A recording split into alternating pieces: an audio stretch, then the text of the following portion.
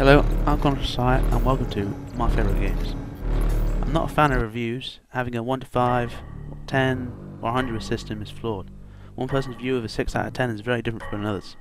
So instead of doing that, I'm going to make a series about all my favourite games and why they are my favourites. Episode 1 is all about Halo 1, 2 and 3. Starting off, let's talk about my experiences with Halo CE, Halo Combat Evolved, the groundbreaking Xbox launch title. Halo Combat Evolved was the second original Xbox game I played, the first being one of the Medal of Honor titles, I don't remember which one. Showing a lack of experience in first-person shooters, I put down the game for a month or two because I couldn't figure out how to crouch. Yeah, something as simple as that. Bit of a donut, I know. I actually found the mission 343 Curious Spark, the first mission with the Flood, scary at the time. Eerie fog, scary flood noises, and getting stuck in it for an hour didn't help that much either. Damn mazes, nibbling mazes. Part of the reason this series holds so much ground with me is it was one of the first games I played and completed in the hardest difficulty setting. I played the game through on Legendary with an old friend of mine. Felt like a huge achievement when that was done.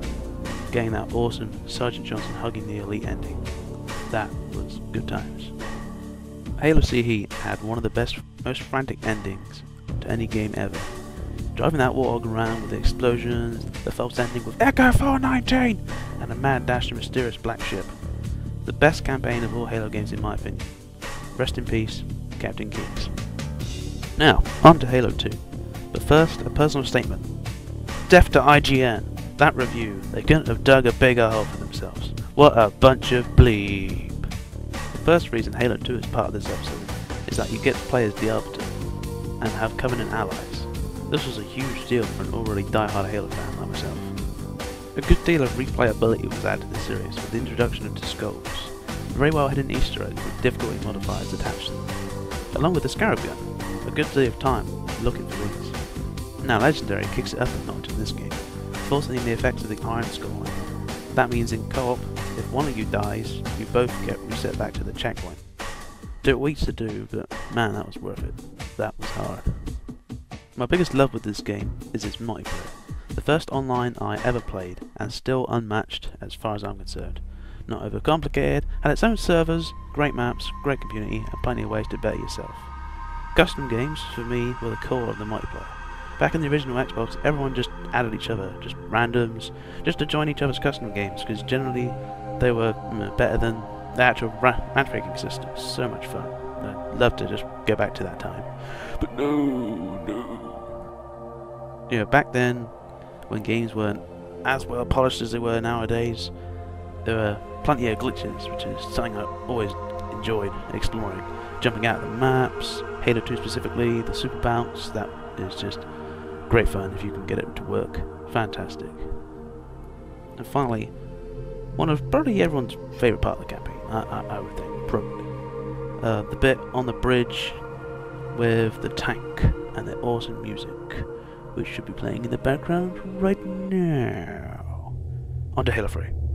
Now Halo 3 wasn't my favourite campaign or my multiplayer, but it has plenty of good points which we're going to talk about, new features, all that jazz, and Westward Ho! The first feature I want to talk about is Forge.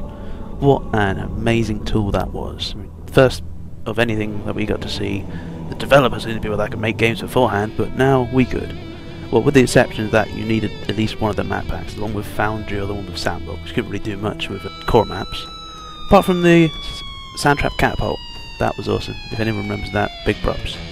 Next one I'll talk about, which isn't a direct feature, but the engine was so well perfected that you could do this all the time, which is trick jumping. A complex, non-essential activity, but damn it looks cool. And combining it with Forge and frustrating those Cornish jokers, you know, good times, good times. The next feature, which is another original idea, is theatre. Being able to go back and watch your previous games, you know, see what you've gone wrong, or rewatch one of your awesome clips. I mean, fuck yeah, who doesn't want to do that? That is one classy feature that I'm very happy about implementing. Now Halo 3 was the game I spent the most time in multiplayer on, just ever, just by far. Having good friends and a fantastic, addictive 1 to 50 ranking skill will do that for you. Alright, now for the Sour Patch. I Can't talk about why the first three are my favourites without talking about why the others aren't my favourites. So, on we go. Right, now going from when the game's released, let's talk about first Halo ODST. A pretty dull expansion pack, and you don't even get to play as the chief. I mean, es aburrido. Next is Halo Wars, a particularly bad strategy game. Now, don't get me wrong, I love real-time strategies, just not this one. Although, it still holds my crown for the best cutscenes in a video game ever. They are fantastic. Go and watch them on YouTube if you have no interest in the game, which you shouldn't have any interest in the game. Halo Reach. Yeah, I'm not even going to talk about all the flaws of this game. You will know them. Yeah, you don't need them explained. Neither do I want to. That would just make me a sad puppy. Now finally, we have Halo 4. Well, at least when this video comes out. It could be 100 more Halos. But this game was given to for free to make by Bungie. And to put it simply, to give you a nice analogy, it's like getting a child to lift a sofa. It just doesn't work. Right, well that's all I have to say about the Halos, at least that I can remember. Have you played the games yourself? What were your favourite bits about it? What are your favourite games? And stay tuned for the next episode. Thanks for listening, thanks for watching.